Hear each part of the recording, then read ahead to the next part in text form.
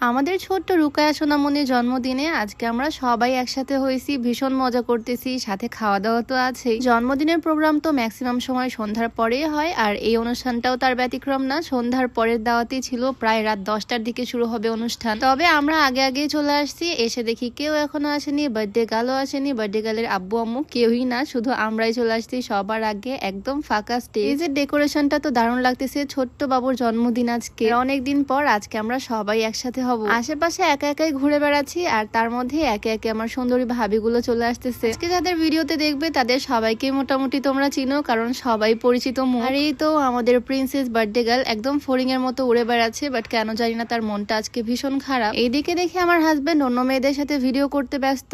আজকে আমি matching dress পরিনি জন্য সে বড় আপুদের সাথে ভিডিও করতেছে। শুধু আমার সাথেই তার ম্যাচিং হয়নি, বাকি বড় ভাবি বড় আপু সবার সাথেই তার একদম ম্যাচিং ম্যাচিং। আজকে তাড়াহুড়ার মধ্যে আসা, আলমারিতে যেটা সামনে পাইছি সেই ড্রেসটাই পরে আসছি। তার উপর সেদিন ছিল শুক্রবার, ছোট্ট বাবুটার জন্য যে বার্থডে গিফট আনবো সেইটাও আনতে পারিনি, খালি হাতে ছোট বাবুর বার্থডে প্রোগ্রামে চলে আসছি। তবে গিফট তো তার পাওনা থাকলোই। ছোট মামুনির জন্মদিনের প্রোগ্রামে আজকে আমরা সবাই সুন্দর করে সাজুগুজু করে আসছি। আর দেখো ভাবির অবস্থা, সে তো পার্লার থেকে সাজুগুজু করে একদম লেন্স পরে আসছে, তাই লেন্সটা খুলে দিচ্ছি। সবাইকে আসলে ন্যাচারালি বেশি সুন্দর লাগে। ছোট্ট রুকার জন্মদিনে কিন্তু ছোট বাবুরাও আসছে, আর তাদের সাথে মজা করতে করতে আমিও একদম ছোট মানুষ হয়ে গেছি। বাবুদের সাথে খেলা করার জন্য একটা মিকি মাউসও আছে আজকে। আর ফাইনালি সেই মোমেন্ট যখন সবাই মিলে আমরা একসাথে কেক কাটবো, আমাদের ছোট্ট আম্মুর জন্মদিনের কেক। দেখো কেকগুলো কি কিউট। আচ্ছা, তার আগে তোমাদেরকে ছোট্ট করে বলে নেই, তোমরা যারা চুলে যত্ন করতে চাও একদম প্রাকৃতিক উপায়ে, তোমরা চাইলে এই কম্বোটা ইউজ করতে পারো, যেখানে থাকছে একদম ন্যাচারাল উপাদান দিয়ে তৈরি একটা শ্যাম্পু, খুবই মাইল্ড একটা শ্যাম্পু, সাথে থাকছে একটা অর্গানিক হেয়ার অয়েল।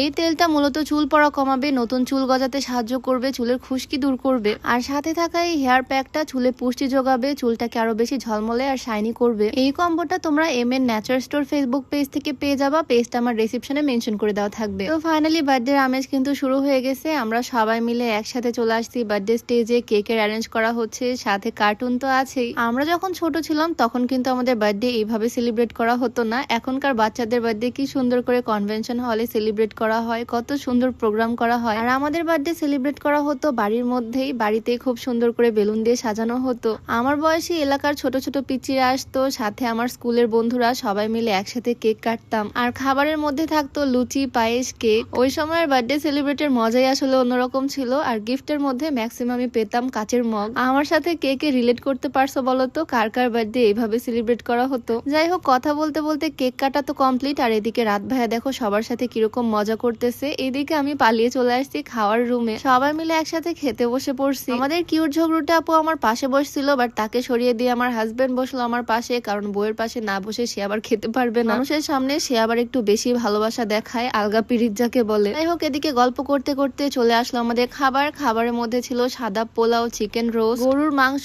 ডাল, কাবাব, অনেক কিছুর অ্যারেঞ্জ করছে, মনে হচ্ছে একদম বিয়ে খেতে আসছি। বেশ মজা করে সবাই একসাথে আজকে রাতের ডিনারটা কমপ্লিট করলাম আলহামদুলিল্লাহ। মজা করে খাওয়া দাওয়া করে আমি তো নড়তেই পারতেছি না, আর এইদিকে দেখো ছেলেদের এনার্জি। যাই হোক, অনেকদিন পর এরকম একটা প্রোগ্রামে অ্যাটেন্ড করে বেশ ভালো লাগলো, সবার সাথে দেখা হয়েও ভীষণ ভালো লাগছে। ভিডিওটা তোমাদের কাছে কেমন লাগলো জানিও। আজকে ভিডিও এখানেই শেষ করছি, সবাইকে আল্লাহ হাফেজ।